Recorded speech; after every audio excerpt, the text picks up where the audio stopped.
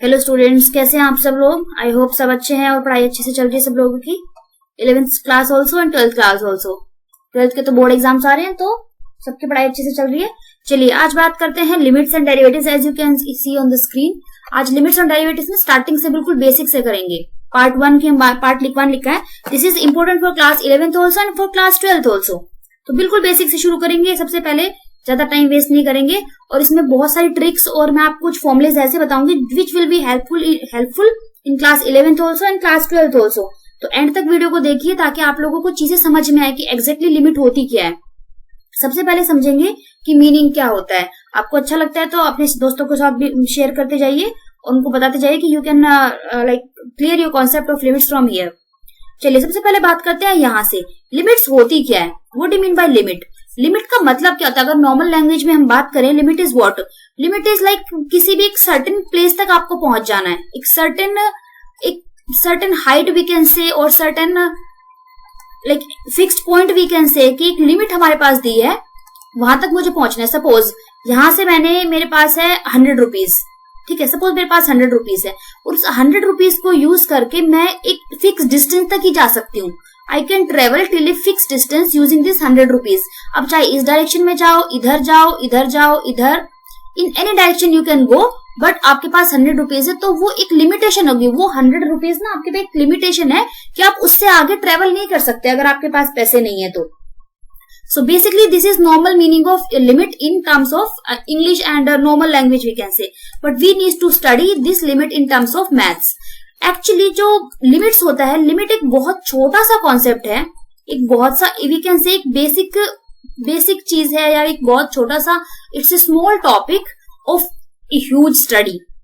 It's a small topic of huge study. कौन सी huge study? The name is calculus, जिसको हम बोलते हैं calculus.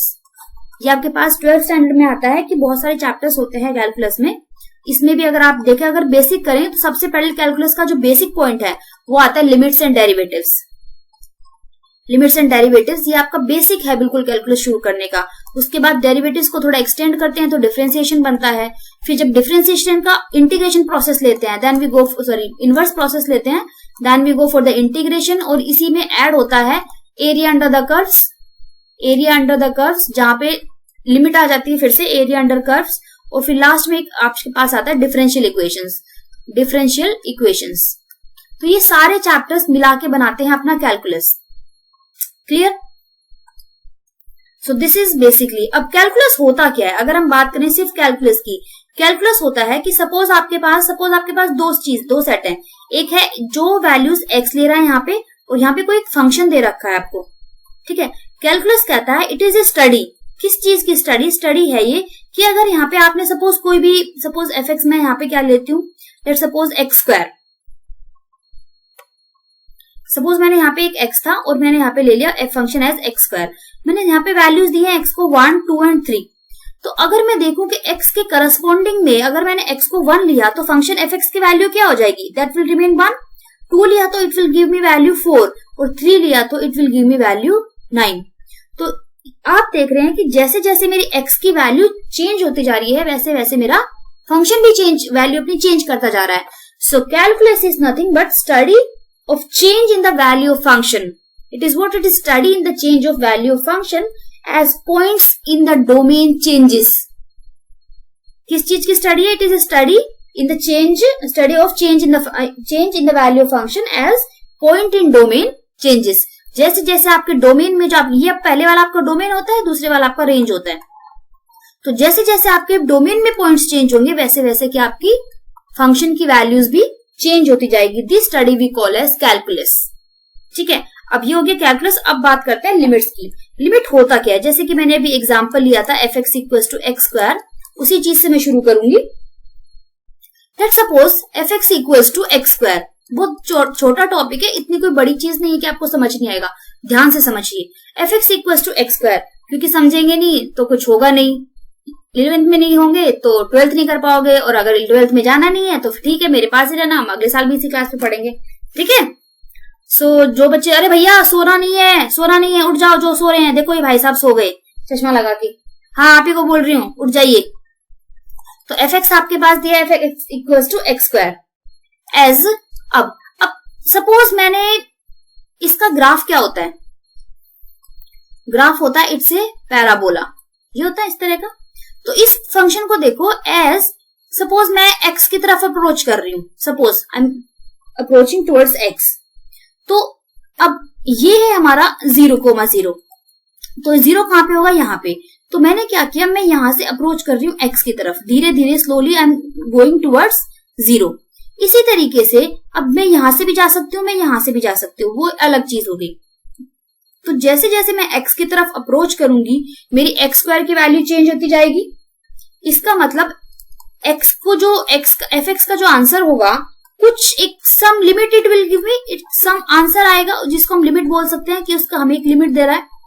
लेट्स सपोज कि सपोज मैंने x = -1 लिया, तो f(x) की वैल्यू कितना देगा, इट विल गिव मी 1।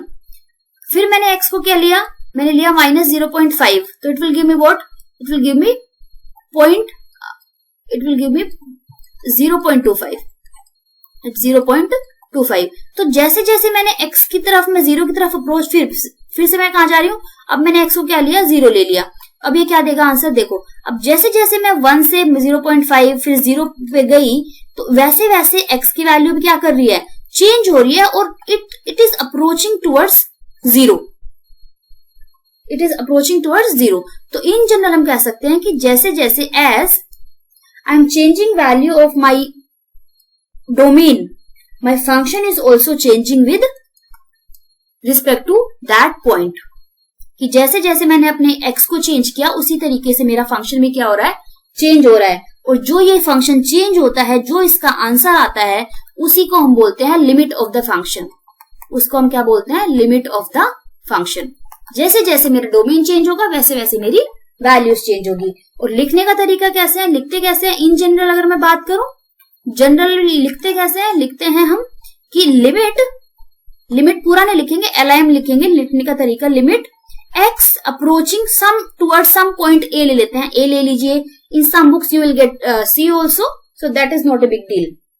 और किसकी लिमिट चेंज हो रही है, लिमिट चेंज हो रही है फंक्शन की, और that is going to get some limit or get some fixed answer. So this is how we read limit of the function.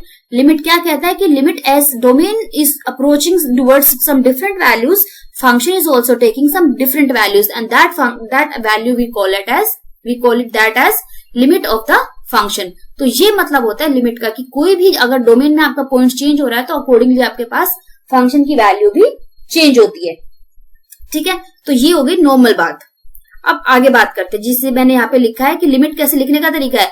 ये आपका limit extends to A f(x) = L, ये हो गया आपका लिमिट, जिसको हम लिमिट बोलते हैं। ये आपका लिमिट है, ये आपका गिवन फंक्शन होता है जो आपको दिया होता है, और ये होता है जिस पॉइंट पे भी हमको अपनी लिमिट चेक करनी है या निकालनी है।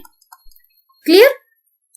चलिए अब बात करते हैं छोटी सी नेक्स्ट, जो मैंने अभी बोला था इसी एग्जाम्पल में, कि अगर हम इसमें देखें कि हमारा पैराबोला वाज गिवन दिस, तो एज वी वर अप्रोचिंग 0, जैसे कि अभी मैंने थोड़ी देर पहले बोला था, we can approach 0 from this side also and we can approach 0 from this side also.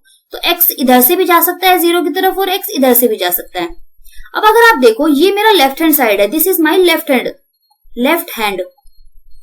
This is my left hand and this is my right hand. ठीक है, अब राइट हैंड पे क्या, राइट हैंड पे लिमिट अप्रोच कर रही है ना, तो हम इसे बोलते हैं right hand limit. We are approaching towards the limit, so और ये क्या, लेफ्ट हैंड से अप्रोच करेंगे तो we call it as left hand limit, और उनका शॉर्ट फॉर्म होता है LHL, लेफ्ट हैंड लिमिट, और ये होता है राइट हैंड लिमिट। मतलब अगर आप लेफ्ट से मूव कर रहे हो तो आपका LHL आएगा आपका, और राइट हैंड साइड से मूव कर रहे हो तो आप इसको RHL बोलेंगे। क्लियर? अब दूसरी बात, अब जब आप मूव करते हो इस पॉइंट पे, suppose this was the point, यहाँ पे है x = A, मुझे इधर पहुंचना है, तो ये बताइए कि इधर कौन कौन सी वैल्यूज आएंगी, और इधर से अगर अप्रोच करो तो कौन कौन सी वैल्यूज आएंगी, बताइए। अगर हम लेफ्ट हैंड की बात करें यहाँ पे, तो x टेंडिंग टू, हम A तो जा रहे हैं बट A एग्जैक्टली नहीं जा रहे, यहाँ पे वो सारी वैल्यूज हैं which are lesser than A, so we can take all the values which are lesser than A, और लेसर देन A नहीं लिखना है, लिखने का तरीका है x is taking all the values which are very very close to A but they are lesser than A। तो इसी तरीके से हम उसको लिखेंगे A-। A- का मतलब होता है, सपोज ये 1, A की वैल्यू सपोज मैं 1 ले लूं, तो 1 माइनस का मतलब होता है all the values which are lesser than 1 but not equals to 1। ठीक है, 1 के इक्वल नहीं होगी बट हाँ उससे छोटी होगी and that they will be very very close to 1, in the close neighbourhood of 1। बहुत सिंपल लैंग्वेज में आपको समझा रही हूँ, बहुत बड़े बड़े टर्म्स यूज नहीं कर रही हूँ ताकि आप लोगों की परेशानी ना हो कोई भी। बात समझ में आ रही है? अब बात करते हैं इसी तरीके से जब हम राइट हैंड साइड से बात करेंगे, जब हम राइट हैंड साइड से करेंगे तो RHL आएगा। So now all the values are what, now they are values, all the values are greater than A। इसका मतलब है x is approaching towards A plus, it is तो all the values which are greater than A, again in the same neighbourhood of A, very very close to A, but they are in the left hand side है तो A minus और right hand side में तो A plus. ठीक है, so this is what, so x tending to A minus का मतलब होता है इट इज एक्सपेक्टेड वैल्यू। कौन सी वैल्यू होती है ये? It is expected value of f at x equals to A, at x equals to A, कि given that value of f, value of f near to x from left hand side, from left hand side। इसी तरीके से we can say for the RHL also, so LHL का मतलब हुआ expected value of आपका function का given that value of f near to x from the left hand side। इसी तरीके से होता है हमारा RHL। और अगर आप जैसे कि नॉर्मल मैं एग्जांपल बात करूं कि एक बंदा जा रहा है, सपोज मुझे गुवाहाटी जाना है, एक बंदा जा रहा है ट्रेन से दिल्ली से, सपोज मुझे दिल्ली से गुवाहाटी जाना है। ठीक है, सपोज मुझे दिल्ली से जाना है गुवाहाटी, न्यू ईयर का प्लान है भाई किस किस का, कौन कौन घूमने जा रहे हैं? चलो गुवाहाटी नहीं जाते, गुवाहाटी तो ठंड, उधर नहीं जा रहे, दिल्ली से जाते हैं गोवा। ठीक है, चलो अब मुझे नहीं पता वहां पे ट्रेन जाती कि नहीं जाती, पर हाँ फ्लाइट जरूर जाती है, इतना पता है। तो एक बंदा जा रहा है दिल्ली से गोवा, अब एक बंदा जा जा रहा है ट्रेन से जा रहा है और दूसरा बंदा किधर से जा रहा है, एक जा रहा है फ्लाइट से। अब उनका टाइम फेयर सब डिफरेंट रहेगा, लेकिन दोनों का डेस्टिनेशन तो सेम है ना पहुंचने का। तो वही चीज हम लिमिट में भी एप्लीकेबल करते हैं कि देखो ये हमारा पॉइंट था कहाँ का, गोवा का। अब एक बंदा जा रहा है दिल्ली से, ठीक है, एक बंदा जा रहा है दिल्ली से और एक सपोज एक जा रहा है सिलीगुड़ी से, लेकिन दोनों का डेस्टिनेशन क्या है? दोनों का डेस्टिनेशन सेम है। तो इसका मतलब ये है कि आप दिल्ली से जाओ, LHL से जाओ, या राइट हैंड साइड आप सिलीगुड़ी से जाओ, आपने पहुंचना तो कहाँ है? गोवा है। तो इसका मतलब ये कि दोनों पहुंच गए, और दोनों अगर पहुंच गए इसका मतलब दोनों गोवा में ही मिलेंगे और function at that point will give me the same answer as we are having. If LHL is equal to RHL तो फंक्शन भी सेम पॉइंट पे वैल्यू सेम देगा, और अगर वो दोनों सेम हो जाते हैं तो हम क्या बोलते हैं कि उस फंक्शन की लिमिट भी क्या है, उस पॉइंट पे वही है। मतलब कि LHL is equal to RHL अगर हो जाते हैं तो हमारा क्या देगा? Limit x tending to A f of x। ये सेम चीज होती है अगर LHL इक्वल टू RHL हो जाता है। बात समझ में है कि दोनों बंदे कहीं से भी जाएं, पहुंचना तो अल्टीमेटली गोवा में है ना हमको। तो वही मतलब है इस चीज का कि आप LHL से जाओ, आप RHL से जाओ, पर अल्टीमेटली आपने वही पहुंचना है। अगर दोनों अलग अलग आते हैं मतलब लिमिट एग्जिस्ट नहीं करती। सपोज LHL का आंसर, अब बंदा दिल्ली से चला लेकिन गोवा नहीं पहुंचा, ठीक है, और बंदा इधर से सिलीगुड़ी से चला लेकिन वो भी नहीं पहुंचा। पहुंचना दोनों को कहाँ था? दोनों को पहुंचना था गोवा में। ठीक है, तो अगर बंदा वहां नहीं पहुंचा है इसका मतलब लिमिट डज नॉट एग्जिस्ट। अब वो क्योंकि जो बताई हुई लिमिट थी, जो डेस्टिनेशन था वहां पे नहीं पहुंचे। मतलब अगर LHL इक्वल टू RHL नहीं होता है तो we say that limit does not exist. What we say कि अगर LHL आपके पास RHL नहीं देता है इसका मतलब जो आपकी लिमिट होती है दैट डज नॉट एग्जिस्ट। उसको हम क्या बोलते हैं? That does not exist. हाँ, अगर वो सेम आती है इसका मतलब उस पॉइंट पे भी फंक्शन हमको सेम आंसर देने वाला है। बात समझ में आई? क्लियर है? देखो ज्यादा डीप पे जाने की जरूरत नहीं है क्योंकि अल्टीमेटली तो क्वेश्चंस आने, बस समझ लो कि लिमिट का मतलब क्या होता है। अब एक छोटे से एग्जांपल की बात करते हैं। जैसे कि अभी हमने जो एग्जांपल लिया था उसी को कंटिन्यू करेंगे। fx was equals to x square. तो हमने क्या पढ़ा था अभी कि एक fx होता है, एक fx की वैल्यू धीरे धीरे क्या होती है? चेंज करती है। तो सपोज मैंने लिया 0.9, तो यहाँ पे क्या वैल्यू देगा फंक्शन मुझे? ये मुझे देगा 0.81। ठीक है, हम यहाँ पे चेक कर लेते हैं, सपोज फंक्शन निकालते हैं एट एक्स इक्वल्स टू 1 पे, एट एक्स इक्वल्स टू 1 पे, हाँ at limit x tends to 1 हम निकालते हैं।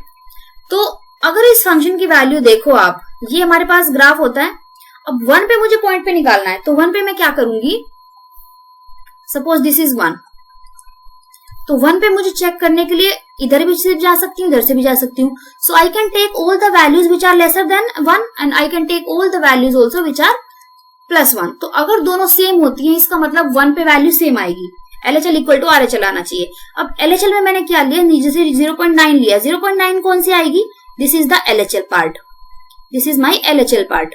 तो मैंने क्या किया, मैंने उसे एक छोटी वैल्यू ले ली, कितना आंसर दे रहा है 0.81।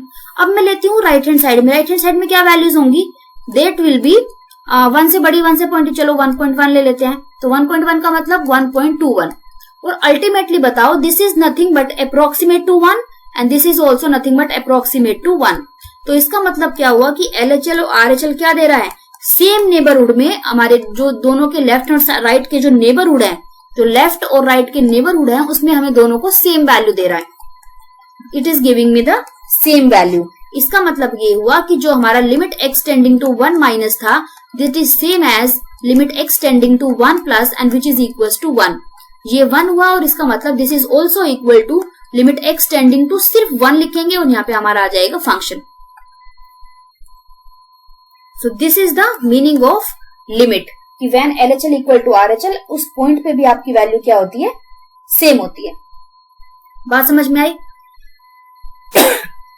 जैसे एक और एग्जांपल देख लेते हैं, लेट fx इक्वल्स टू, एक और एग्जांपल मैं आपको बताऊं, fx equals to 2x, let suppose 2x, और मुझे इसकी लिमिट चेक करनी है एट x इक्वल्स टू 3।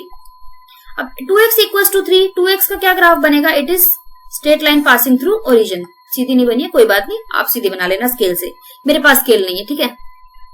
अरे भैया गरीब लोग हैं, कहाँ से स्केल आएगा, आप लोग तो सब्सक्राइब करते नहीं हो चैनल को, और ना ही शेयर करते हो अपने दोस्तों के साथ, करोगे तो कुछ होगा ना, तभी तो मैडम को पढ़ाने में मजा आएगा जब बच्चे ज्यादा होंगे। चलिए, तो 2 माइनस, अब मुझे किस पे चेक करनी है, लिमिट करनी है x इक्वल्स टू 3 पे check. Suppose this is the point x equals to 3, x equals to 3। अगर मैं सीधा सीधा यहाँ पे लिमिट x टेंडिंग टू 3 रख दूं, तो 2x का कितना आएगा, कैसे रखते हैं कि भाई हम 3 वैल्यू निकाल रहे हैं, तो 3 की वैल्यू x की प्लेस पे रख दीजिए, आंसर आ जाएगा 6। चलो अच्छी बात है, ये तो हमने डायरेक्टली निकाला। अब जो हमने बात की थी LHL और RHL की, हम जरा उस पे फोकस करते हैं। LHL का मतलब था कि which x is taking all the values which are lesser than 3। तो LHL हम कैसे निकालते हैं, it is taking all the values which are lesser than 3। तो लेसर, देखो भले ही वैल्यू लेसर देन 3 ले रहे हैं, but they are very very close to 3। अब ऐसा नहीं है कि कुछ बच्चे क्या करते हैं, इसमें ना x की वैल्यू को -3 पुट कर देंगे, no, it's a big no. x की वैल्यू -3 नहीं है, -3 में और 3 माइनस में there is a huge difference. -3 का मतलब -3 आप ले रहे हो, 1 2 3 माइनस जो होता है, लेकिन 3 माइनस का मतलब हो रहा है you are taking all the values which are very very close to 3, means we can say 2.99999999, कुछ इस तरह की वैल्यूज हैं which are very very very close to 3। ठीक है, तो जब आप इस LHL RHL भी ले रहे हो, अगर माइनस प्लस भी लगाया है, तो आपकी जो नॉर्मल वैल्यू होती है वही आपने पुट करनी है यहाँ पे। तो यहाँ पे आप 2 into 3 ही करेंगे, which is equal to 6। And similarly अगर आप RHL निकालते हो, then you are taking limit all the values x tending to 3 plus और 2x। फिर से इसमें आप क्या करेंगे, अब +3 नहीं करना, सिर्फ 3 रखना है। 3 प्लस का मतलब है यहाँ पे x is taking all the values, like suppose 3.00000000001। ठीक है, इस तरह की values, and this is nothing but approximately it is equals to 3। तो आंसर कितना आ जाएगा, 6। तो यहाँ पे आप देखो LHL भी सेम आंसर दे रहा है, RHL भी सेम आंसर दे रहा है, तो उस फंक्शन, उस पॉइंट पे भी फंक्शन क्या देगा, मुझे सेम आंसर देगा। बात समझ में आया कि लिमिट्स का मतलब क्या होता है बेसिकली। चलिए आगे बात करते हैं। अब बात करते हैं कुछ एल्जेब्रा ऑफ लिमिट्स की। एल्जेब्रा ऑफ लिमिट्स कहता क्या है, हमने सपोज 2 फंक्शन लिए fx और gx, दोनों की लिमिट सपोज a से अब a तक अप्रोच कर रही है। तो कहता है कि अगर कोई c इंटू fx है, तो c बाहर आ जाता है। वो c क्या है, ये c कांस्टेंट वैल्यू है, इट इज ए कांस्टेंट। मतलब अगर आपने निकालना है limit x tending to 2x निकालना है सपोज आपने, तो you can write is twice of limit x tending to 2 only x, क्योंकि हमें वैल्यू सिर्फ में लिमिट सिर्फ एक्स पे लगानी है, वेरिएबल पे लगानी है। और 2 इज द कांस्टेंट वैल्यू, तो हम उसको बाहर लिख सकते हैं। It can be in the numerator part, it multiplication, it can be in the like in your division और denominator part we can say. तो जो भी कांस्टेंट होगा वो बाहर आ जाएगा, प्लस होगा, माइनस होगा, डेसिमल होगा, फ्रैक्शन होगा, सब बाहर आ जाता है। बात समझ में आ रही है? ठीक है। अरे भाई साहब मत सोइए प्लीज, उठ जाइए, चलिए, अभी बोर नहीं होना है, पढ़ाई है, पढ़ाई तो करनी पड़ेगी, ठीक है। जैसे कि जो मेरे आइडल हैं जिनको मैं मानती हूँ, वो एक बात कहते हैं, देखो सोने से कुछ नहीं होगा, हाँ लेकिन अगर जग के पढ़ाई कर लोगे ना तो बहुत कुछ हो जाएगा, बहुत कुछ। You can achieve like anything you want in your life.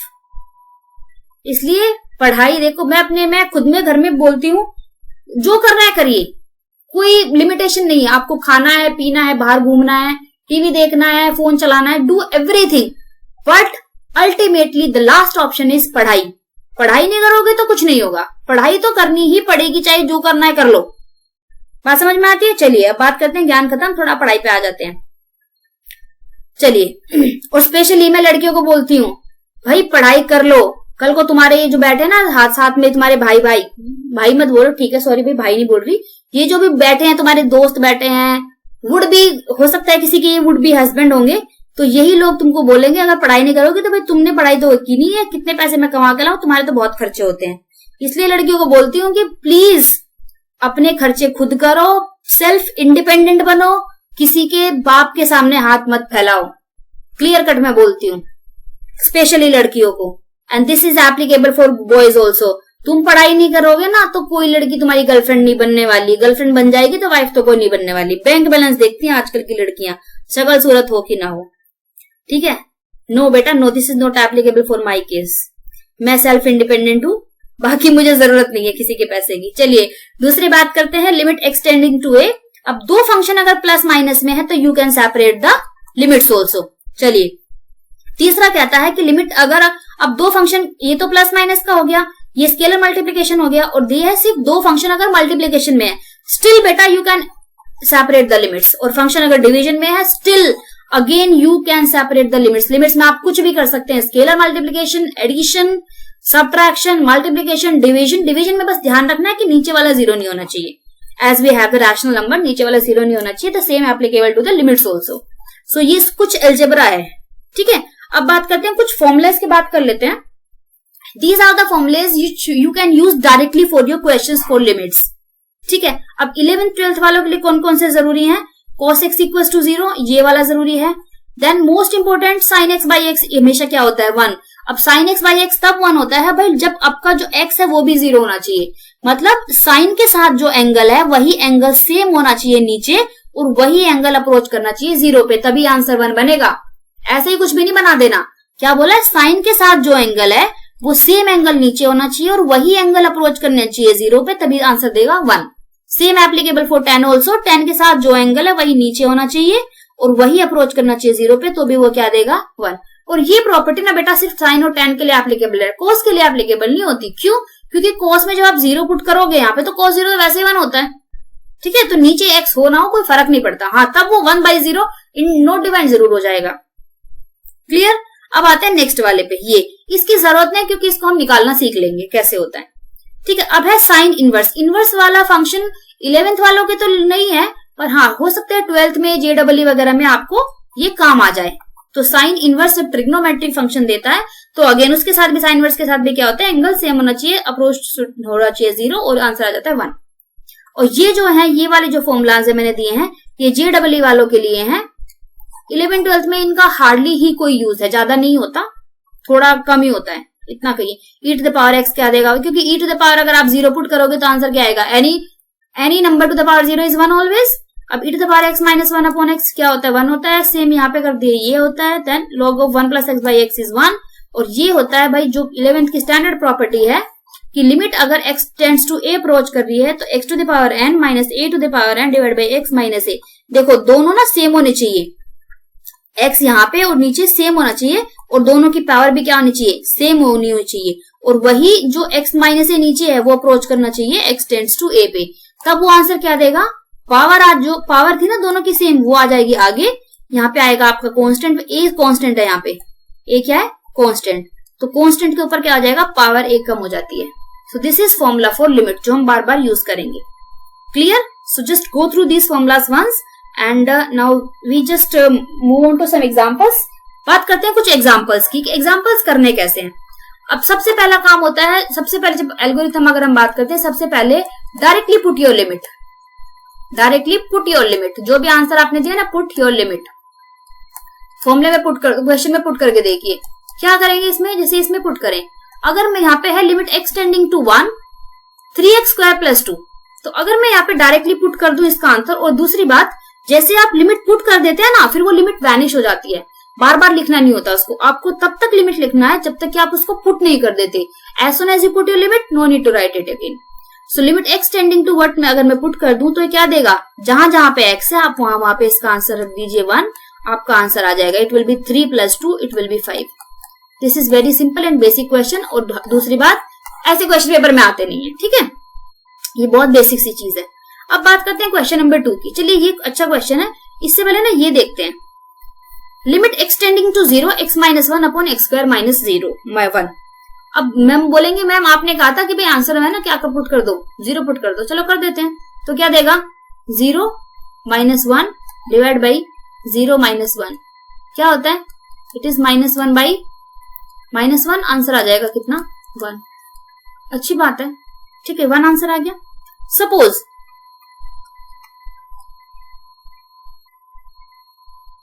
X tending to, ये क्वेश्चन होता ऐसे, एक्चुअली मैं यही समझाना चाह रही थी। अगर ये क्वेश्चन सपोज ऐसे होता, चलो यहाँ पे तो डायरेक्टली पुट करके हमारा आंसर आ गया, ठीक है। अगर ये क्वेश्चन ऐसे होता कि लिमिट में, अब फंक्शन तो मैंने सेम लिया है but now limit is approaching towards 1, और अगर मैं इसमें 1 डायरेक्टली पुट करूं तो आपके पास आएगा 1 - 1 और डिवाइड बाई 1 - 1 विच इज 0/0। देखो बेटा, जब जब आपके पास 0/0 इसको बोलते हैं इनडिटर्मिनेंट फॉर्म, इनडिटर्मिनेंट फॉर्म, ठीक है। तो जब जब आपके पास 0/0 फॉर्म आती है, इसका मतलब होता है you need to reevaluate your question, you need to further simplify your question. आपको फर्दर सिंप्लीफाई करना है, इस तरह का कोई आंसर आपके क्वेश्चन में नहीं आ सकता, it can not be your answer. तो जब जब आपके पास 0/0 फॉर्म आती है आपको रीडिफाइन करना। आप कैसे करेंगे, अगर आप इसको देखो, ऊपर है x - 1 और नीचे ना x स्क्वायर माइनस 1 का स्क्वायर लिख दूं, तो you know a square minus b square का फॉर्मूला क्या होता है, that is a + b and a - b, यही होता है। और लिमिट क्या थी, लिमिट लिखते चलेंगे जब तक कि पुट नहीं कर देते, मैंने अभी बोला था। Now can we cancel these two. अब क्या बचा, अब मेरे पास बचा limit x tending to 1 and this is 1 upon x + 1, so this will give me what. अब यहाँ पे देखो, अब कुछ नहीं कर सकते, अब पुट करके देखिए। अब अगर मैं 1 पुट करती हूँ तो 1 upon 1 + 1 which is equal to 1/2, तो आंसर भी आ रहा है अच्छा खासा, and this will be my answer. Clear to all of you. चलिए अब बात करते हैं नेक्स्ट क्वेश्चन नंबर 2 की। अब इस पे आते हैं, अभी हमने एक प्रॉपर्टी पढ़ी थी कि limit sin x by x क्या होता है, 1 होता है, और x भी क्या होना चाहिए, इट शुड अप्रोच टू 0। तो वही प्रॉपर्टी हम लगाएंगे क्योंकि साइन दे रखा है और तो कुछ नहीं कर सकते। लेकिन अगर आप यहाँ पे देखो, इसमें sin x, sin 4x, sign के साथ 4x है, लेकिन नीचे क्या है, सिर्फ x है। तो क्या करें, इसका क्या करें बताइए। अगर ऊपर फंक्शन अलग है और नीचे अलग है तो भाई आपको बनाना है सेम। आप नीचे, ये ऊपर 4x है तो नीचे वाले को x है, तो इसको 4x बनाने के लिए क्या करेंगे, बच्चा बता सकता है, छोटे बच्चे बिल्कुल बता सकते हैं, छोटे बच्चे समझ गए होंगे मैं किनको बोल रही हूँ। चलिए 4 से मल्टीप्लाई करना है और 4 से ही क्या कर देना है, आपने डिवाइड कर देना है, ठीक है। अब बोलेंगे कि भाई आपने तो मैम बोला था कि जो फंक्शन में यहाँ पे एंगल होता है सेम ऊपर नीचे हो गया, लेकिन वही एंगल अप्रोच करना चाहिए 0 पे। हाँ बिल्कुल बोला था। एक बात बताओ, अगर x अप्रोच कर रहा है 0 पे तो क्या 4x 0 पे अप्रोच नहीं करेगा, उसका मल्टीपल अप्रोच नहीं करेगा 0 पे, बात बताओ ये बात। अमीर बाप का बेटा तो अमीर ही होएगा ना भाई, ये कहने की गरीब, हाँ हो सकता है गरीब का भी अमीर हो सकता है, ऐसा नहीं हो सकता, पर गरीब का गरीब बोलते हैं ना कि गरीब का बेटा गरीब है, अमीर का बेटा अमीर है। अब अंबानी का बेटा तो अंबानी बनेगा अगला चल के, अंबानी 2.0। चलिए हमें भी अंबानी बनना है, हमें पढ़ाई करनी है, हमें बिजनेस वुमेन बनेंगे, बहुत सारे बिजनेसमैन बनेंगे, ठीक है। चलिए चलो क्वेश्चन पे आ जाओ, क्वेश्चन भी करना जरूरी है, बातें तो बहुत हो जाती हैं। तो इसका आंसर क्या हो जाएगा भाई, ये हो जाएगा 1 देगा और 1 इंटू 4। अब एक बात बताओ, अब 4 रह गई कांस्टेंट वैल्यू, इसमें लिमिट पुट करूं ना करूं, क्या फर्क पड़ता है और कहां करूं? तो answer will be 4। This is your answer. Clear? चलिए, और वैसे ना मैंने जैसे बोला था पहले, डायरेक्टली पुट करके देख लिया करो। अगर आप डायरेक्टली पुट करते हो यहाँ पे तो साइन 0 देगा, साइन 0 बाई 0 होता है और नीचे भी 0, तो ये भी इनडिटर्मिनेंट फॉर्म थी, इसीलिए मैंने ये किया था। हमेशा पहले 0 पुट करके देखना है। आई फॉरगॉट कि मैंने 0 पुट नहीं किया है। ठीक है, चलिए अब बात करते हैं 3 हम ऑलरेडी डिस्कस कर चुके हैं। अब आते हैं 4 पे। Limit x tending to x tends to -4 और ये हमें फंक्शन दिया हुआ है। देखिए अब फिर से वही चीज, अगर मैं डायरेक्टली पुट करूं तो ये देगा मुझे 16 - 16 डिवाइड बाई -4 + 4, ये आंसर आ गया भाई 0/0। इसका मतलब फिर से आगे इनडिटर्मिनेट फॉर्म। समझ में आ गई? इसका मतलब मुझे क्या करना है, it's need to further simplify. और सिंप्लीफाई कैसे करेंगे? देखिए आइडेंटिटीज लगाइए, कुछ भी प्लस माइनस करिए, रैशनलाइज करिए, जो भी जिस तरह का फंक्शन है, जस्ट सिंप्लीफाई दैट। ठीक है, तो क्या करना है आपने, लिमिट एक्सटेंडिंग टू 4 आप लिमिट भी चेंज कर सकते हैं अगर अपने आप चाहें तो।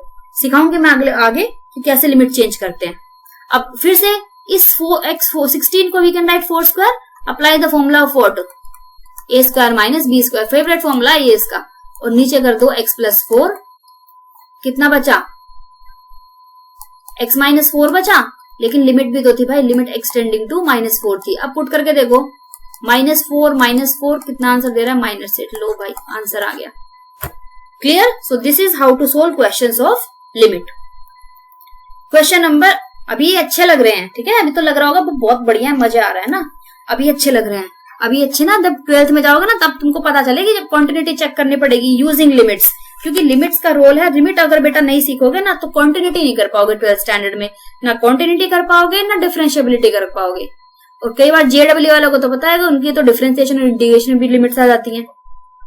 ठीक है, चलिए बात करते हैं क्वेश्चन नंबर 5 की। And these all are like useful for your NDA exams also, जो हमारी क्लासेस होती हैं उसके लिए भी जरूरी है। चलिए अब बात करते हैं लिमिट एक्सटेंडिंग टू 0, और ये हमारे पास 2 फंक्शन दिए हैं। अब मैंने जैसे कि आप बोला था कि सबसे पहले क्या काम करना है, आपने 0 पुट करना है। 0 अगर पुट करोगे तो साइन 0 0 देगा, साइन 0 नीचे भी 0 देगा, तो ये भी हो गई इंडिटर्मिनेट फॉर्म।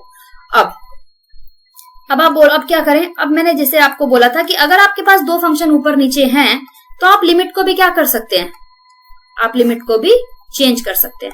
लो मैंने लिमिट सेपरेट कर लिया, लिमिट को सेपरेट कर सकते हैं, सॉरी चेंज नहीं कर सकते, सेपरेट कर सकते हैं। अब क्या करें, अब साइन के नीचे तो कुछ नहीं है, कॉस इधर भी नहीं है, तो क्या करें, अरे नहीं है तो बना लो ना भाई, ऊपर 9x है, नीचे भी यहाँ पे 9x कर लो, ये इधर भी लो, मल्टीप्लाई डिवाइड बाई 9x कर लो।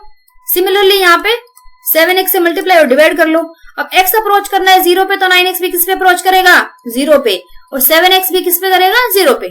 ठीक है, अब एक बात बताओ, ये चीज क्या वैल्यू देगा, वेरी गुड 1 देगा, बहुत समझदार हो गए बच्चे। और ये वाला 1 देगा, तो कितना आंसर आया, 9x divide by 7x। x को काट दो, लिमिट को लिख लेना, क्योंकि लिमिट लिखना बहुत जरूरी है, और आंसर आ जाएगा 9/7। अब रख लो, लिमिट किस में रखोगे, ठीक है, जरूरत ही नहीं है। So this is my answer and this is your question. Question number 6. अब इस क्वेश्चन नंबर 6 को शुरू करने से पहले 2 आइडेंटिटी बता रही हूं, इनको ना घोल के पी लेना, पानी में रट लेना, माथे पे लिख लेना, किसी और के माथे पे लिख देना, पर हमेशा याद रखना, क्योंकि 2 साल ये आइडेंटिटी तुमको घिसने वाली है, ठीक ना, और तुम इन दोनों को घिसने वाले हो सच्ची में। 1 - cos x का और 1 + cos x का। 1 - cos x का देगा 2 sin स्क्वायर x/2, मतलब जो भी एंगल cos के साथ होगा ना वो एंगल आधा हो जाएगा, इधर आ जाके माइनस के साथ में साइन आएगा और प्लस है, तो it will be 2 cos square x/2। They are very very very very very very very very very very very important property, बहुत इंपॉर्टेंट प्रॉपर्टी है, बहुत यूज होती है ये दोनों, लिमिट्स में, डेरिवेटिव्स में, इंटीग्रेशन में, डिफरेंशियल इक्वेशंस में, सब में यूज होती हैं। ऐसी कोई जगह नहीं जहां इनका यूज ना हो, बहुत यूज होती है। ठीक है, तो इनको याद रखना। अब इनको आप जनरलाइज भी कर सकते हो, कैसे, अगर ये क्वेश्चन होता है यहाँ पे 1 - cos 2x का, तो फॉर्मूला क्या बन जाता, देखो एंगल क्या है यहाँ पे, इस बार 2x है, तो फॉर्मूला क्या बन जाता है, 2 sin स्क्वायर, सिर्फ उसका एंगल हो जाता हाफ। और यहाँ पे अगर ये होता सपोज 1 + cos 4x, तो क्या बन जाता है 2 cos स्क्वायर, अब एंगल कितना है 4x, तो इसका आधा कितना हो जाएगा 2x। बात समझ में आई? चलिए अब आते हैं क्वेश्चन पे। सबसे पहले पुट करना डायरेक्टली जीरो पुट किया तो कितना आएगा 1 माइनस cos जीरो क्या होता है 1 ही होता है और नीचे जीरो, तो आंसर आ गया 0/0। मतलब ये तो इंडिटरमिनेट फॉर्म में सॉल्व तो करना ही पड़ेगा। चलिए आ जाइए सॉल्व करने पे। अभी नहीं सोना, अभी टाइम है सोने में। चलिए अब देखो इसमें क्या कर सकते हैं। अभी फॉर्मूला मैंने बताया 1 माइनस cos 4x, तो 1 माइनस cos 4x का फॉर्मूला क्या लग जाएगा 2 sin स्क्वायर और एंगल हो जाएगा आधा, नीचे वाले को रखते हैं ऐसे ही। क्लियर।